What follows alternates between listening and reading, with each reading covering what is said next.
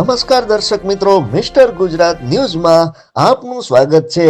વડનગર નવા બસ સ્ટેન્ડની બાજુમાં નીલકંઠ મહાદેવના મંદિર સામે વર્ષોથી વસવાટ કરતા લોકોના પાકા મકાનો ઉપર બુલડોઝર ફરી વળ્યું હતું। વડનગર તાલુકાના વડનગર શહેરમાં ITI રોડની બાજુમાં નીલકંઠ મહાદેવ મંદિર સામે વર્ષોથી વસવાટ કરતા ગેરકાયદેસર બાંધકામ હોવાથી વડનગર વહીવટતંત્ર દ્વારા બુલડોઝર ફેરવવામાં આવ્યું હતું। ગેરકાયદેસર બાંધકામ હોવાથી અગાઉ નોટિસ આપવામાં આવી હતી।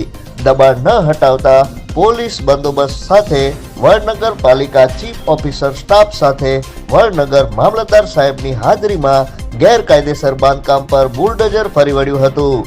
ગેરકાયદેસર બાંધકામ હોવાનું તંત્ર જણાવે છે, ત્યારે નગરપાલિકા 30 વર્ષથી વેરા વસૂલતા કરતા હોય છે। જાહેર શૌચાલય વસવાટમાં પાકા મકાનોમાં વીજ કનેક્શન 24 કલાકના હતા। પાકા મકાનો તોડવા વસવાટ કરતા લોકો શિયાળાની ઠંડીમાં બાળકોને લઈને રોડ ઉપર આવી જતા ભારે હાલાકીનો સામનો વેઠવો પડી રહ્યો છે। જોતા રહો મિસ્ટર ગુજરાત ન્યૂઝ, સત્યતાની સાથે સ્પષ્ટ વાત। ધન્યવાદ।